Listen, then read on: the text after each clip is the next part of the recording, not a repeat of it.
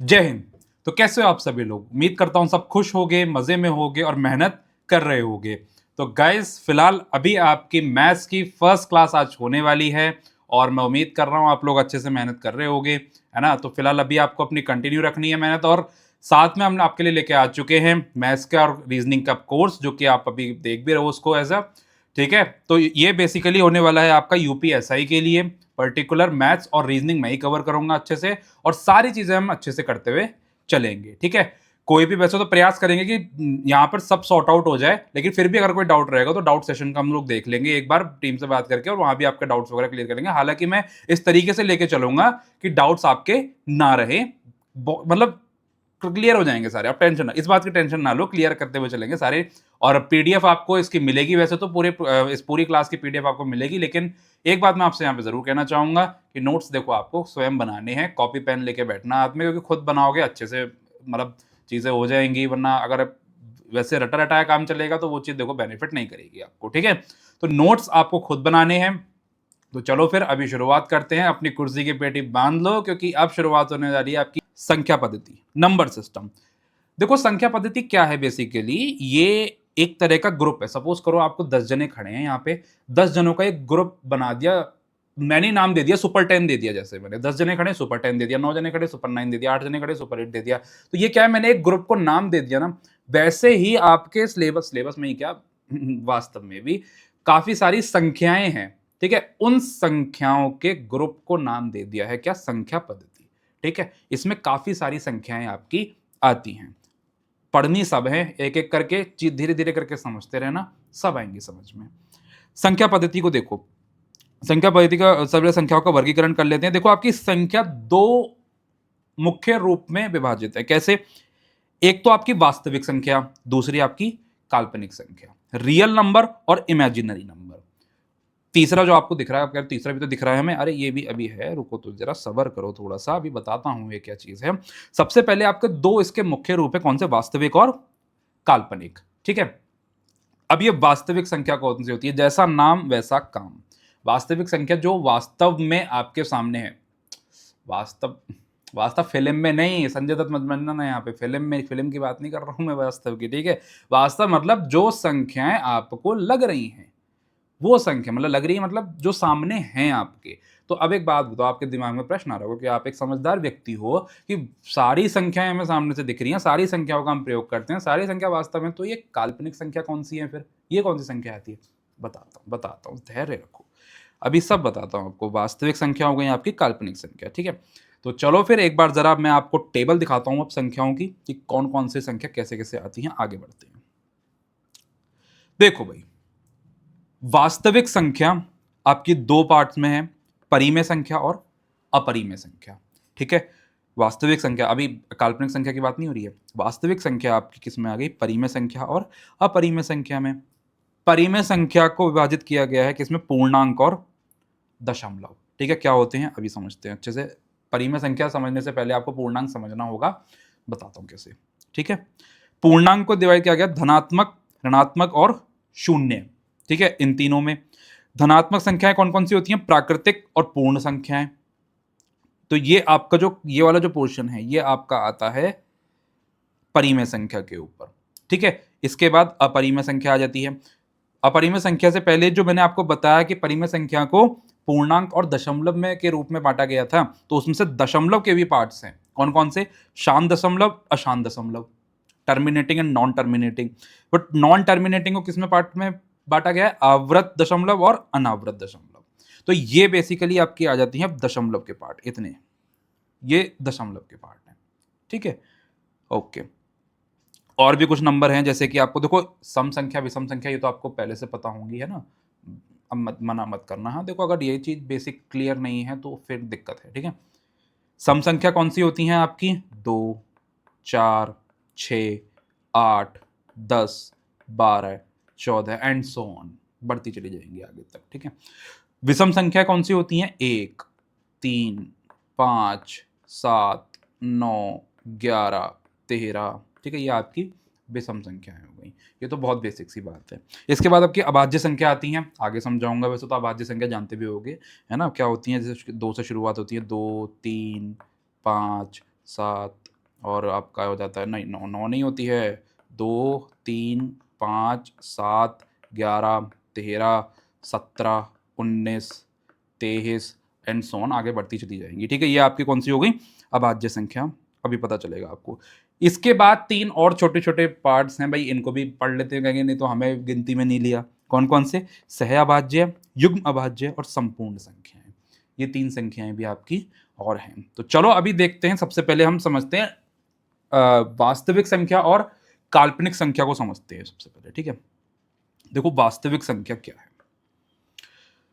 देखो, वो नंबर जिनको आप संख्या रेखा पर रिप्रेजेंट कर सकते हो, वो नंबर जिनको आप संख्या रेखा पर रिप्रेजेंट कर सकते हो, या फिर उनका वर्ग करने पर आपको एक पॉजिटिव संख्या मिले, वो क्या कहलाती है? आपकी वास्तविक संख्या कहलाती है। ठीक है, कि जिन नंबर्स को आप नंबर लाइन पर रिप्रेजेंट कर सकते हो वो संख्या, या फिर उनका किसी भी संख्या का वर्ग करने पर, किसी भी संख्या का वर्ग करने पर अगर आपको पॉजिटिव संख्या मिलती है तो वो आपकी कहलाती है वास्तविक संख्या। कैसे? देखो मेरी बात सुनो। वास्तविक संख्या को समझने के लिए सबसे अब पहले हम नंबर लाइन को ड्रॉ करते हैं, नंबर लाइन बनाते हैं। एक सेकेंड, हाँ मैं यहाँ से अब स्केल ले लेता हूँ। स्केल ले लेके अब हम यहाँ पे एक लाइन ड्रॉ करते हैं। देखो ये मैंने एक लाइन ड्रॉ करी है। एक सेकेंड, मैं इसको मिटा देता हूँ यहाँ से। ठीक है, अब ये, अरे ये क्यों मिटा दिया? ठीक है, अब इसमें क्या होता है अच्छे से जानते होगे आप लोग, बीच में शून्य रहता है, शून्य रहता है। ठीक है, शून्य के दाईं तरफ आपके पॉजिटिव संख्या आ जाती है, 1 2 3 4 5 6। ठीक हो गई इतनी बात। बाईं तरफ आपकी निगेटिव संख्या आ जाती है, 2 -3 -4 -5 और -6। ठीक हो गई इतनी बात। ओके, अब देखो इन संख्याओं को आप रिप्रेजेंट कर पा रहे हो, इन संख्याओं को आप रिप्रेजेंट कर पा रहे हो, तो ये संख्या आपकी वास्तविक संख्या है। ठीक है, अब जैसे मुझे बताओ 1.4, 1.4, 1.4, क्या ये आपकी वास्तविक संख्या है? बताओ जरा, क्या आप इसको संख्या रेखा पर बना सकते हो? क्यों नहीं बना सकते, बिल्कुल बना सकते हो भाई। 1.4 है ना, इसका मतलब एक से तो 4 डंडे ज्यादा हैं। ठीक है, तो सपोज कर देखो इसके 1 और 2 के बीच में, इन दोनों के बीच में, एक सेकंड में आपको दिखाता हूं, देखो अभी दिखाते हैं आपको। देखो यहां देखो, इस 1 और 2 के बीच में, इसके बीच में, अरे हाँ इसके बीच में कितने डंडे होंगे? 10 डंडे होंगे। सिंपल सी बात है भाई। चलो एक बार जरा मैं बना के देखता हूँ, प्रयास करता हूँ आपको। देखो 1 2 3 4 5 6 7 8 9 और 10वां डंडा ये वाला होता है। ठीक है, जरूर को जरा अच्छा नहीं लग रहा है मेरे को थोड़ा सा, मैं इसको शुरू से बनाता हूँ। 1 2 3 4 5 6 7 8 9 और 10वां डंडा ये वाला होता है। ठीक है, ये वाला डंडा देखो, ये वाला डंडा आपका 10वां डंडा होता है। ठीक है, अब सुनो 1.4 की बात हुई है ना, तो एक तो यहां पर है ही है भाई, एक तो आपका यहां पर है, ये देखो ये एक तो है। अब आपको करना क्या है? 4 आगे जाना है, 1 2 3 और 4। तो इसका मतलब ये वाला जो है ये 1.4 का है। समझ में आई बात? ठीक है, 1.4 का है आपका। तो इसका मतलब आप इसको नंबर लाइन पर रिप्रेजेंट कर सकते हो, किसको? 1.4 को। ठीक है, तो ये आपका क्या है? एक वास्तविक संख्या है। ये होती है वास्तविक संख्या। अब दूसरी बात जो है इसकी, कि जिनका वर्ग करने पर, जिनका वर्ग करने पर पॉजिटिव संख्या आए। सपोज करो हमने ले लिया कोई भी एक नंबर ले लेते हैं, जैसे चलो अभी तो हमने 1 के आगे उठा लिया था, अब हम उठा लेते हैं -2 को, -2 को उठा लेते हैं। अब सुनो जरा, -2 को जब आप उठाओगे, एक सेकंड में इसको मिटा देता हूं। अब सपोज करो आपने -2 को उठाया, ठीक है, -2 को। अब मैंने कहा कि इस संख्या का आप क्या करोगे? वर्ग करोगे। जरा करो, इसका जब आप स्क्वायर करोगे तो -2 गुणा -2 कितना आएगा आपका? देखो मेरी बात सुनो, गुणा तो इसमें करोगे आप, -2 गुना -2 गुना तो करोगे आएगा 4, लेकिन पॉजिटिव आएगा नेगेटिव आएगा? पॉजिटिव आएगा। क्या आएगा? पॉजिटिव आएगा। तो देखो, जिनका वर्ग करने पर संख्या पॉजिटिव आ जाती है वो भी आपके क्या होते हैं? रियल नंबर होते हैं। इसका मतलब आपका -2 भी क्या है? एक वास्तविक संख्या है। ठीक है, समझ में आई बात? अब जैसे कर लेते हैं √2 की बात। √2 का जब स्क्वायर करोगे 2 आ जाएगा आपके पास, तो 2 भी क्या है? आपकी एक वास्तविक संख्या है। ठीक है, हालांकि √2 की वैल्यू 1.414 इस तरीके से होती है, तो ये क्या है आपके पास? वास्तविक संख्या है। ठीक है, चलो वास्तविक संख्या आपको समझ में आ गई। अब बात करते हैं काल्पनिक संख्या की, कि काल्पनिक संख्या कौन सी होती है। देखो जी, काल्पनिक संख्या आपकी वो संख्या है जिसमें आप आई का प्रयोग करते हो। आई क्या होता है? आयोटा बोलते हैं उसको। क्या बोलते हैं? आयोटा, जिसमें आप आई का इस्तेमाल करते हो। किसी संख्या के साथ अगर आई लगा हुआ है, वो संख्या आपकी वास्तविक काल्पनिक संख्या है। ठीक है, जैसे कि सपोज करो मैंने यहां पे कर लिया 2 और 2 के साथ आपको आई लगा हुआ दिख गया, आयोटा बोलते हैं इसको। तो ये जो संख्या है आपकी, ये कौन सी है? काल्पनिक संख्या है, जिसको आप इमेजिनरी नंबर कहते हो। ओके, अब सपोज करो जैसे 2i है, और आई की वैल्यू जो होती है वो आपकी रूट में -1 होती है। √-1 आई की वैल्यू क्या होती है? √-1। ये आपकी आई की वैल्यू होती है। आई स्क्वायर क्या हो जाता है आपका? -1। आई स्क्वायर की वैल्यू क्या हो जाती है? -1। ठीक है, तो ये बेसिकली आई स्क्वायर की वैल्यू याद रख लेना, आगे काम में आएगी। आई स्क्वायर की वैल्यू -1, आई की वैल्यू √-1। ठीक है, तो अब अगर आप देखते हो 2 के साथ अगर जैसे कोई भी नंबर पकड़ो, जैसे सपोज करो अक्कड़ बक्कड़ बम्बे वो 80 90 पूरे 100, 5 पकड़ लिया आपने। 5 पकड़ने के बाद 5 के साथ आपने आई लगा हुआ देख लिया। ठीक है, तो ये कौन सी नंबर है आपकी? इमेजिनरी नंबर, जिसको काल्पनिक संख्या बोलते हैं। ठीक है, अब चलो आपके वास्तविक संख्या भी आपको समझ में आई, काल्पनिक संख्या भी समझ में आई। मैं थोड़ा सा 1 मिनट पीछे जाऊंगा। अब ये जो मैंने आपसे बताया था कि इसके बारे में मैं बताऊंगा आपको, सम्मिश्र संख्याएं। क्या? सम्मिश्र संख्याएं। ये क्या है? सम्मिश्र संख्या वो संख्या है जिसमें वास्तविक संख्या और काल्पनिक संख्या दोनों आए, दोनों का मिश्रण हो, वो संख्या आपकी सम्मिश्र संख्या या संयोजित संख्या भी इसको बोलते हैं, कहलाती है। ठीक है, कैसे समझते हैं बात को? देखो भाई, सम्मिश्र संख्या क्या है? डेफिनेशन लिखी है, एक संयोजित संख्या वह संख्या होती है जो इस रूप में लिखी जाती है, z is equal to a plus i b. I b वैसे बी आई लिखा है देखो यहाँ पे, लेकिन इसको मैं करेक्ट करना चाहूंगा थोड़ा सा। z is equal to a plus i b या बी आई बात एक ही है, दोनों है मल्टीप्लाई में, है गुणा में। ठीक है, तो z प्लस आई ए आई, ये आपके पास ऐसे जब लिखी हो। अब a क्या है इसमें? a आपकी एक वास्तविक संख्या है। a क्या है?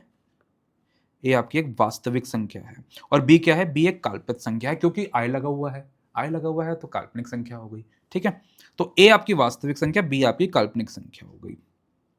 ठीक है, अब जैसे एग्जांपल अगर आप देख रहे हो, देखो यहाँ पे मैंने प्रॉपर बनाया हुआ, लो और अच्छे से देखो बढ़िया करके। ठीक है, देखो इसमें लिखा है 2+3i। ठीक है, 2+3i आपके पास नंबर है। इसमें से देखो मैंने कहा था ना, एक वास्तविक संख्या, दो आपकी क्या है? वास्तविक संख्या है, लेकिन जिनके साथ आई लगा हुआ होता है वो एक काल्पनिक संख्या हो जाती है। ठीक है, तो 2+3i इन दोनों का मिश्रण हुआ है, तो ये जो पूरी संख्या है ये कौन सी संख्या है? सम्मिश्र संख्या है। ये वाली संख्या ये सम्मिश्र संख्या है। अगर इसमें से बात करें तो वास्तविक संख्या आपकी 2 हो गई और काल्पनिक संख्या आपकी 3 हो गई। -5 -7i, अब इसमें से वास्तविक संख्या जो है वो आपकी -5 हो गई। अब आई वाली टर्म तो इमेजिनरी होती है, तो माइनस का साथ आपकी इमेजिनरी पार्ट हो गया। ठीक है भाई, तो ये आपके हो गए सम्मिश्र संख्या है। ओके, आगे बढ़ते हैं। देखो इसके बाद आपके पास अगर टेबल देखो तो आपने क्या पढ़ लिया? रियल नंबर समझ लिया आपने, इमेजिनरी समझ लिया, कॉम्प्लेक्स समझ लिया। रियल नंबर का पहला पार्ट आता है कौन सा? रेशनल नंबर, परिमेय संख्या। लेकिन परिमेय संख्या को समझाने से पहले मैं आपको समझाना चाहूंगा किसके बारे में? पूर्णांक के बारे में। ठीक है, पूर्णांक को समझते हैं। पूर्णांक क्या होते हैं, क्योंकि पूर्णांक से ही आप समझोगे परिमेय संख्या के बारे में। देखो पूर्णांक क्या होते हैं? आपके जो संख्या रियल नंबर से ही मैच खाती है, ये वास्तविक संख्या की तरह होती है। जो संख्या संख्या रेखा पर बनाई जा सके वो आपकी पूर्णांक होते हैं। जैसे कि सपोज करो, एक बात बताओ मुझे, धनात्मक, ऋणात्मक और शून्य, ये तीनों संख्या आपकी क्या होती है? पूर्णांक होती है। लेकिन भिन्न और दशमलव संख्या, आपकी भिन्न और दशमलव संख्या, ये आपकी पूर्णांक नहीं होती है। इस बात का ध्यान रखना। केवल कौन कौन सी संख्या? धनात्मक, ऋणात्मक और शून्य, ये आपकी कौन सी संख्या होती है? पूर्णांक। इनको पूर्णांक कहते हैं, संख्या नहीं पूर्णांक कहते हैं, ठीक है। सपोज करो इसके लिए भी मैं आपको एक छोटी सी नंबर लाइन ड्रॉ करके बता ही देता हूं, चलो आप बुरा मान जाओगे, वरना बुरा नहीं मानना है आपको, ठीक है। देखो अब इसको हटाते हैं, ये आपका हो गया एक नंबर लाइन, ठीक है। ओके, अब 0 1 2 3 4 5 6 7, -1 -2 -3 -4 -5 -6 -7 टिल इन्फिनिटी। ये कहां तक जाएगा? इन्फिनिटी से माइनस इन्फिनिटी तक। इन्फिनिटी आपको पता है जहां नंबर जाके खत्म ना हो रहा हो उसको इन्फिनिटी, हम इन्फिनिटी पे जाके खत्म कर देते हैं, ठीक है। तो देखो धनात्मक, ऋणात्मक और शून्य, ये आपके क्या होते हैं? पूर्णांक होते हैं, ठीक है। पॉजिटिव, नेगेटिव और जीरो भी आपका पूर्णांक है। इस बात का ध्यान रखना, 1 मार्क्स में क्वेश्चन आता है और बच्चे गलत करते हैं कि जीरो आपका इंटीजर है या नहीं, जीरो आपका पूर्णांक है या नहीं। तो आप कहोगे हाँ जीरो भी हमारा पूर्णांक है, ठीक है। ध्यान रखना इस बात का। परिभाषा लिखिए, देखो पूर्णांक वे संख्या होती है जो धनात्मक, ऋणात्मक या शून्य हो सकती है। इनमें दशमलव या भिन्न का भाग नहीं होता, जैसे कि 2/3 हो गया, 1.4 हो गया, ये आपके पूर्णांक नहीं होते हैं, ठीक है भाई। इतनी बात, ये आपके पूर्णांक नहीं होते हैं। पूर्णांक समझ में आए? बहुत अच्छी बात। आगे बात करते हैं। आगे आपके पास आते हैं क्या? मोस्ट इंपॉर्टेंट, रेशनल नंबर, जिनको आप बोलते हो परिमेय संख्या, ठीक है। परिमेय संख्या क्या है? देखो इसको समझो। वो संख्या जो P/Q की फॉर्म में लिखी जाती है, जो P/Q की फॉर्म में लिखी जाए वो कहलाती है आपकी परिमेय संख्या। देखो कैसे लिखा है यहाँ पे, परिमेय संख्या वे संख्या होती है जिन्हें हम P/Q के फॉर्म में लिख सकते हैं। P और Q दोनों पूर्णांक होने चाहिए, दोनों पूर्णांक होने चाहिए। और Q जो है यानी हर जो है आपका, देखो P/Q का मतलब क्या है भाई? देखो P/Q का मतलब क्या है? P आपका क्या हो गया? अंश हो गया, और Q आपका क्या हो गया? हर हो गया, ठीक है। आपका हर कभी भी शून्य नहीं होना चाहिए, आपका हर कभी भी शून्य नहीं होना चाहिए। अगर शून्य होता है तो वो नॉट डिफाइंड बना देता है संख्या को, तो इस वजह से आपका वो संख्या नॉट डिफाइंड बन जाती है, पूरी संख्या को ही खत्म कर देता है, वो नॉट डिफाइंड हो जाती है। इस वजह से हर आपका कभी भी शून्य नहीं होना चाहिए। तो वो संख्या आपकी जिसको आप P/Q की फॉर्म में लिख सकते हो, अंश शून्य हो सकता है, ठीक है। इस बात को ध्यान रखना, मेरी जो मैंने अभी बोला एक लाइन फालतू कुछ नहीं बोल रहा हूं मैं, इस बात को ध्यान रखना। अभी क्वेश्चन पूछूंगा, हिल जाओगे, ठीक है। अंश आपका शून्य हो सकता है लेकिन हर कभी आपका शून्य नहीं होगा, ठीक है भाई। इतनी बात, ओके। आगे की बात करते हैं। तो वो संख्या जिनको P/Q की फॉर्म में लिख सकते हैं, जैसे कि आपका बहुत सरल सा उदाहरण है, यहां पे मैं लिख देता हूं 1/2, 2/5, 3/7। देखो अंश हर है ना इसमें, और हर नॉट इक्वल टू जीरो है, जीरो है नहीं आपका हर। तो ये कौन सी संख्या है? आपकी परिमेय संख्या है, ठीक है। फिर परिमेय संख्या को समझ लेते हैं। जैसे अब एक बात होता है, यहाँ पे एग्जांपल लिख लेता हूँ मैं, 1/2 और 2/5, और आपको कोई मन में आ रहा हो 9/11, ये आपकी कौन सी संख्या है? परिमेय संख्या। अब सुनो मेरी बात, देखो अब मेरा आपसे एक प्रश्न है, जरा बताओ। अब मैंने आपसे कह दिया है 2, मैंने आपके सामने क्या लिखा है? 2। क्या ये परिमेय संख्या है? बताओ जरा। अच्छा थोड़ा सोचो इस ध्यान से, मतलब थोड़ा दिमाग लगा के सोचना। 2 जो है आपका, क्या आपका परिमेय संख्या है? आप कहोगे, उम्मीद कर रहा हूं जवाब दे दिया होगा आपने, आप कहोगे हाँ आपका 2 भी परिमेय संख्या है। कैसे?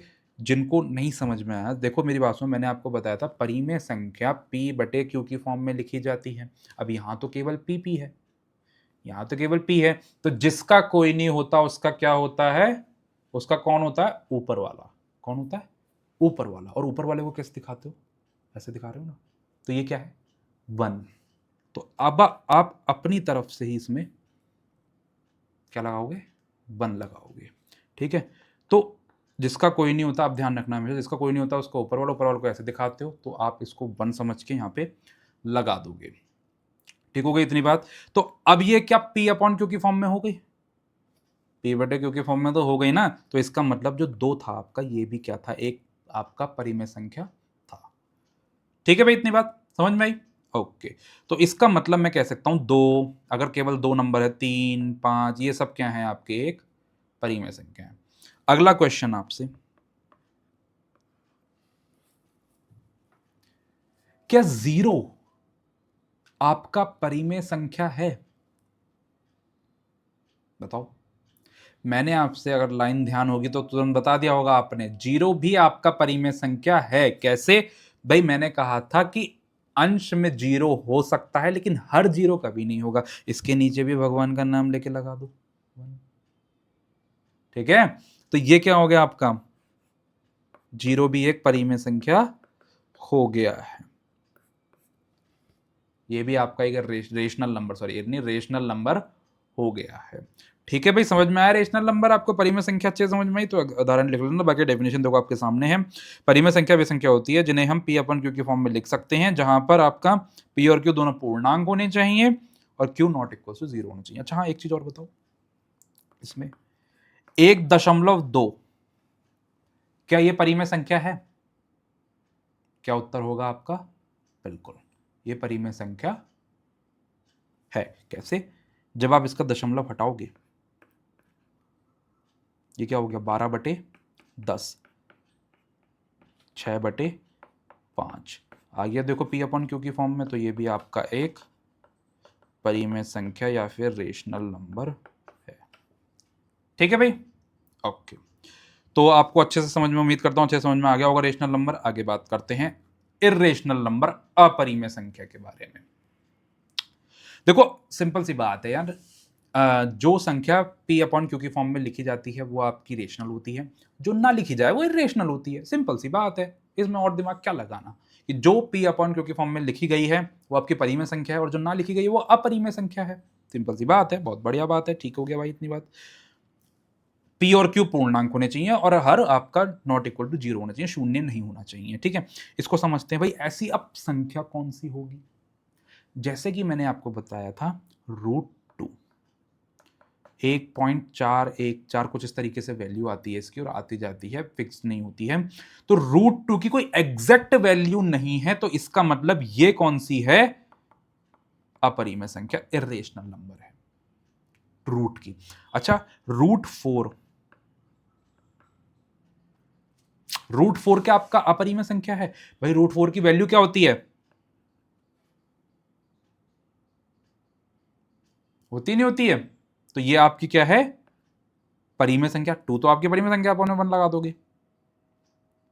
√9 क्या होता है आपके पास, √9 3 होता है, तो वो क्या है, एक परिमेय संख्या है। ठीक है भाई, इतनी बात। अब सपोज करो आपके पास कुछ नंबर गिवन है, मैं इधर बताता हूं आपको, देखो एग्जांपल में लिख लेना यहाँ पे, √2, √3, √5, ये सब आपकी क्या है, अपरिमेय संख्या है। अब जैसे आपके पास जैसे गिवन है √41 अपॉन √64, ये क्या है, √41 की एग्जैक्ट वैल्यू आपको नहीं पता, हालांकि आप निकाल सकते हो, बट पता नहीं है, तो हम इसको ऐसे छोड़ देंगे यहां पर। लेकिन √64 की वैल्यू आपको पता है 8 होती है,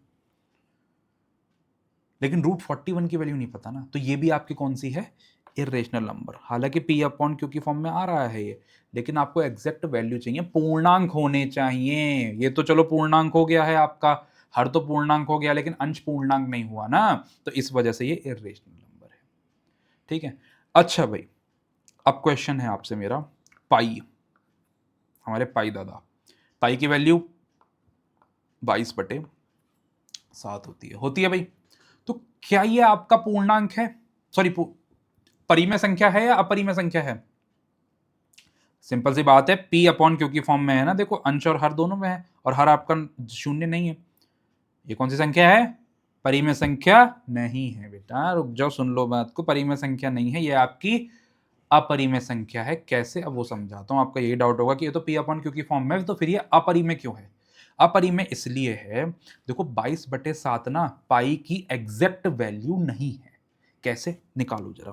देखो 22/7 का मतलब क्या है? 22/7 का मतलब है कि 22 को आप भाग करोगे 7 से,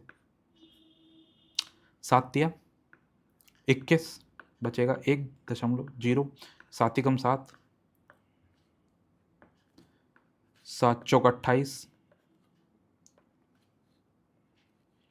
7 दूनी 14,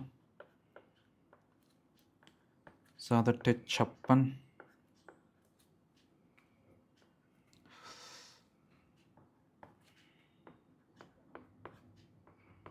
ऐसे करते करते ना आप बढ़ते चले जाओगे, बढ़ते चले जाओगे, लेकिन इसकी वैल्यू आती चली जाएगी, आती चली जाएगी, लेकिन कभी भी समाप्त नहीं होगी। अब जब इसकी वैल्यू समाप्त नहीं हो रही है, तो ये क्या है आपकी एक, भाई सिंपल सी बात है, पूर्णांक तो नहीं हुआ है ना, समाप्त हो नहीं रही है। तो आपकी ये जो है 22/7, ये एक फिक्स्ड वैल्यू नहीं है। फिक्स वैल्यू 3.142, एक सेकंड मैं कुछ गलती कर गया क्या? हाँ, यहाँ पे एक गलती कर गया हूँ मैं छोटी सी, एक सेकंड, 25 नहीं 285 है, ठीक, 14285 है ना, क्योंकि 8 7 56 होते हैं, हाँ ठीक है, 3.14285। ये क्या है आपकी एक अपरिमेय संख्या, क्योंकि इसकी कोई फिक्स्ड वैल्यू नहीं है। बस ध्यान रखना, पाई की वैल्यू 22/7 फिक्स नहीं है, हालांकि 22/7 तो P अपॉन क्यू की फॉर्म में है, लेकिन अपरिमेय संख्या है, परिमेय संख्या नहीं है। तो पाई जो है आपका, वो आपका अपरिमेय संख्या है। ठीक है भाई, इस बात को आपको याद रखना, इर्रेशनल नंबर। ठीक है, अब मेरी आपसे बात है, चलो मेरे को जरा बताओ, -5/3, क्या ये आपकी कौन सी संख्या है? परिमेय या अपरिमेय? सिंपल सी बात है, माइनस की हो प्लस की हो, P अपॉन क्यू के फॉर्म में है और पूर्णांक है, तो सॉरी परिमेय संख्या, ठीक है, जबकि परिमेय संख्या है। आपके पास क्वेश्चन है, रूट में 37, ये कौन सी संख्या है? अपरिमेय संख्या, ठीक है। और आपके पास है √3, √3 की वैल्यू क्या होती है? 1.732 एंड सो ऑन आती रहेगी, वो आपकी कौन सी संख्या हो गई? अपरिमेय संख्या, इर्रेशनल नंबर। ठीक है भाई, तो ये आपकी सभी संख्याएं हो गई हैं। कौन कौन सी संख्या आपने पढ़ ली हैं, एक बार देख लेते हैं जरा। रेशनल पढ़ लिया आपने, इरेशनल पढ़ लिया, इंटीजर पढ़ लिया है आपने। आप ऋणात्मक, शून्य और धनात्मक को जानते ही हो। पॉजिटिव संख्या आपकी धनात्मक होती है, मतलब धनात्मक संख्या कौन सी होती है आपकी? 1 2 3 4 5 6, और ऋणात्मक कौन सी होती है आपकी? -1 -2 -3 -4 एंड सो ऑन इन्फिनिटी तक चलती रहेगी। शून्य आगे आपका, शून्य को आप जानते हो, ठीक हो गया। दशमलव समझाऊंगा आपको अच्छे से, लेकिन फिलहाल आज के लेक्चर के लिए इतना ही रखते हैं। उम्मीद करता हूं आपको ये लेक्चर अच्छे से समझ में आया होगा। ठीक है, प्रयास हमने सब किया, सब कुछ, तो ये आपको अच्छे समझ में आएगा। इसकी PDF आपको मिलेगी, ठीक है। तो अभी फिर मैं आपका धन्यवाद करना चाहूँगा। अगर आपको अच्छे से लेक्चर समझ में आया है तो देखो, समझ जाने का प्रयास तो मैंने अच्छे से किया है, ठीक है। बाकी आपको नोट्स मिलेंगे और हम एक डाउट सेशन बनाएंगे जिसमें आप अपने डाउट्स भी पूछ सकते हो, उस बात की आप टेंशन ना लो, ठीक है। तो चलो फिर अभी मैं आप चलते हैं, फिर अभी रिलैक्स करो आप लोग भी, ठीक है। अगली क्लास आपको कल देखने को मिलेगी। तो चलो फिर, खुश रहो, मौज करो, ऐश करो, मेहनत करते रहो। Thank you.